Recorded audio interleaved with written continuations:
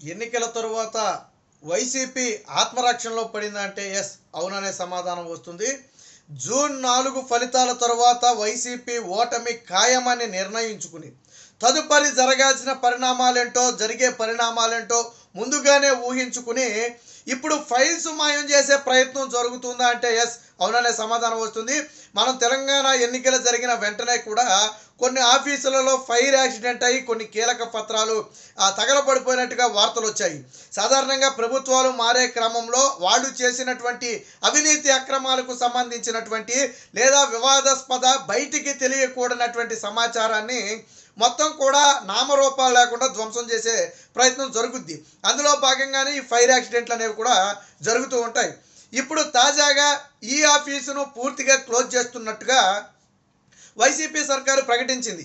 దానికి కారణం ఏంటంటే సాఫ్ట్వేర్ అప్గ్రేడును అలాగే దాన్ని సచివాలయ వ్యవస్థకు కూడా విస్తరింపజేసే క్రమంలో భాగంగా ఈ నెల 17 నుంచి 25 వరకు దాదాపుగా 8 రోజుల పాటు దీన్ని పూర్తిగా నిలిపివేస్తున్నట్టుగా చెప్పడంతో ఇప్పుడు దీని మీద పలు అనుమానాలు వస్తున్నాయి. కీలక సమాచారం మొత్తాన్ని కూడా కీలక డాక్యుమెంట్స్ మొత్తం కూడా మాయం చేయటం కోసమే ఈ సాఫ్ట్వేర్ని అయితే నిలిపివేస్తున్నారు. మాయం చేసే సమయంలో అది లాగిన్స్లో ఉంటే మొత్తం తెలుస్తుంది కాబట్టి మొత్తంగా దాన్ని సర్వర్ మొత్తాన్ని కూడా క్లోజ్ చేసి వాళ్ళు తీయాలి అనుకున్న సమాచారం మొత్తాన్ని కూడా తీసే ప్రయత్నం జరుగుతుందని తీవ్ర స్థాయిలో చర్చ అయితే నడుస్తుంది. కాదు అని మనం కొట్టేయలేని పరిస్థితి.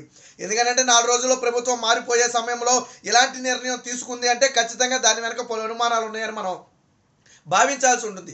రెండోది, సాఫ్ట్వేర్ అప్గ్రేడ్కి ఇన్ని రోజుల సమయం అవసరం లేదనేది పలువురు నిపుణులు చెప్తున్నటువంటి మాట. ఏదైనా 1 రోజు 2 రోజుల్లోనే దాన్ని సిస్టమ్ అయిపోతుంది. ఇప్పుడు బ్యాంకుకు సంబంధించి కూడా అనేక సాఫ్ట్వేర్ అప్డేట్లు జరుగుతూ ఉంటాయి. అది మ్యాక్సిమం ఏదో నైట్ చేస్తే తెల్లారిపాటికల్లా అయిపోయే పరిస్థితి ఉంటుంది తప్ప ఇలా పూర్తిగా రోజులకు తరబడి వాటిని క్లోజ్ చేసే పరిస్థితి అయితే ఎక్కడ ఉండదు. బట్ ఇక్కడ ఈ ఆఫీస్ లాగిన్స్ ఏదైతే ఉన్నాయో ఈ ఆఫీసు సైట్ ఏదైతే ఉందో దాన్ని మొత్తాన్ని కూడా క్లోజ్ చేయటం అంటే ల్యాండు శాండు వైను లాంటి అనేక ఇతర ఏదైతే అంశాలు ఉన్నాయో వాటన్నిటినీ కూడా తెలియకుండా ఉంచటం కోసం మనకు తెలుసు ముఖ్యంగా లిక్కర్లో భారీ అవినీతి జరిగిందని ఇప్పటికే ప్రతిపక్షాలు బలమైన ఆరోపణలు చేస్తున్నాయి. ఇలాంటి సమయంలో దానికి సంబంధించినటువంటి కొనుగోలుకు సంబంధించినటువంటి కానీ లేదా అమ్మకాలకు సంబంధించినటువంటి కానీ లేదా స్టాకుకు సంబంధించినటువంటి వివరాలు ఏ ఉన్నప్పటికీ కూడా రేపటి రోజున ఈ లిక్కర్ స్కామ్ను బయటికి లాగే అవకాశం ఉన్న నేపథ్యంలో అలాంటి కీలక పత్రాలన్నింటినీ కూడా అందుబాటులో లేకుండా ఎవరికి దొరకకుండా మూడో కంటికి తెలియకుండా మాయం చేయడం కోసమే ఈ ఆఫీసును మొత్తాన్ని కూడా క్లోజ్ చేస్తున్నట్టుగైతే అనుమానాలు వస్తున్నాయి. మీరు నేను అనుమానం వ్యక్తం చేయడం కాదు, కొంతమంది కీలక ప్రభుత్వ అధికారులు అనుమానం వ్యక్తం చేస్తున్నారు. అప్గ్రేడ్ అనేది ఇప్పుడు అత్యవసరమైన విషయం కాదు. 4 రోజుల్లో ప్రభుత్వం మారుతుంది. ఒకవేళ ఏదన్నా ఉన్నా తర్వాత చూసుకోవచ్చు. కానీ కావాలని పనిగట్టుకుని మేము మారుస్తున్నామని చెప్తున్నారు అంటే ఇదేదో గూడిపోటాన్ని ఇలాగా ఉంది. ఇదే సమయంలో 8 రోజుల సమయాన్ని తీసుకోవటం అనేది కూడా అనుమానాస్పదంగా ఉంది. ఎందుకంటే అన్ని రోజుల సమయం దానికి అవసరం లేదు. ఏదో ఒక పూటలో అయిపోయేదాన్ని 8 రోజులు తీసుకుంటున్నారు అంటే చాలా కీలక సమాచారాన్ని 5 ఏళ్ల క్రితం సమాచారాన్ని కూడా బహుశా తొలగించాల్సి ఉండటం వల్లే ఇంత సమయం తీసుకుంటున్నారేమో అనే అనుమానం కూడా కలుగుతుంది. గతంలో తెలంగాణలో ఫైర్ యాక్సిడెంట్ జరిగిన వెంటనే అప్పటి చీఫ్ సెక్రటరీ ఒక ఆదేశం కూడా జారీ చేయడం జరిగింది.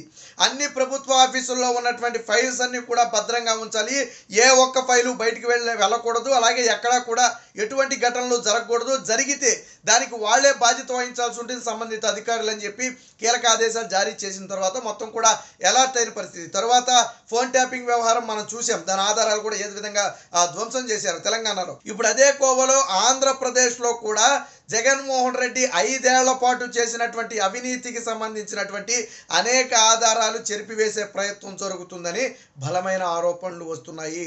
కేవలం జగన్మోహన్ రెడ్డే కాదు, వివిధ శాఖలకు చెందినటువంటి మంత్రులు ఎవరైతే ఉంటారో దాదాపు ఓటమి ఖాయమైంది కాబట్టి రేపొద్దున ఆయా శాఖల్లోని లొసుగులన్నీ బయటికి తీసి ఎక్కడ ఇబ్బంది పెడతారో ఏదైతే టెండర్ల దగ్గర నుంచి అనేక కీలక సమాచారం అంతా కూడా అందులో ఉంటుంది. సో ఆ సమాచారం అంతా తొలగించేస్తే ఇన్వెస్టిగేషన్ అనేది జరగడానికి ఆలస్యమయ్యే అవకాశం ఉంటుంది. అలాగే ఆధారాలు దొరకకపోతే కేసు అనేది ముందుకు కదిలే అవకాశం ఉండదు. రేపొద్దున కోర్టు ముందుకు వెళ్ళాలన్నా కానీ గత ఆధారాలు తీసి బయట పెట్టాలి. బట్ అలా అవే లేకుండా చేస్తే కేసు ఎలా ముందుకు నడుస్తుంది? సో కాబట్టే పనిగట్టుకుని ఈ వారం రోజుల పాటు 8 రోజుల పాటు సమాచారాన్ని తొలగించడం కోసమే ఈ ఆఫీస్ మొత్తాన్ని కూడా క్లోజ్ చేశారనే అనుమానాలు కలుగుతున్నాయి. ఈ అనుమానాలు కలగడానికి ఇంకొక బలమైన కారణం కూడా ఉంది. జీవోలన్నీ కూడా ప్రభుత్వ వెబ్సైట్లో పెట్టాలి, జీఓఐ వెబ్సైట్లో పెట్టాలి. మనకు తెలుసు గతంలో చంద్రబాబు గారు పారదర్శకత కోసం తీసుకొచ్చినటువంటి విషయం అది. ఒక జీవో విడుదలైన వెంటనే కూడా దాన్ని వెబ్సైట్లో పెడతారు. మీలాంటి నాలాంటి సామాన్యుడు కూడా ఆ వెబ్సైట్లోకి వెళ్ళిపోయి ఆ జీవో వివరాలను మొత్తం కూడా మనం చూడొచ్చు. కానీ జగన్మోహన్ రెడ్డి వచ్చిన 5 ఏళ్లుగా ఏ జీవో కూడా ఆ వెబ్సైట్లో పెట్టడం లేదు, రహస్యంగా ఉంచుతున్నాడు. దీని మీద పలువురు పౌర హక్కు సంఘ నాయకులు కోర్టుకు వెళితే కోర్టులు కూడా అక్షంతలేసింది. ప్రభుత్వం అంత సీక్రెట్ మెయింటైన్ చేయాల్సిన అవసరం ఏముంది? ప్రజలకు తెలియకూడని సమాచారం మీరు ఏం దాస్తున్నారు? అసలు ప్రభుత్వానికి ప్రజలకు మధ్య ఏంటి రహస్య బంధాలు? ఎందుకు మీరు జీవోను వెబ్సైట్లో అప్డేట్ చేయట్లేదని చెప్పి గతంలో 48 గంటల సమయం ఇచ్చి పూర్తి స్థాయిలో అప్డేట్ చేయాలని చెప్పి ఆదేశించిన సమయాలను కూడా మనం చూసాం. ఆ తరువాతే కొంతమంది ఎవరైతే ఈ సలహాదారులకు సంబంధించి జగన్మోహన్ రెడ్డి విచ్చలవిడిగా నియమించేసి ఆ జీవోలను వెబ్సైట్లో పెట్టకపోవడం వల్ల ఎవరికీ తెలియలేదు.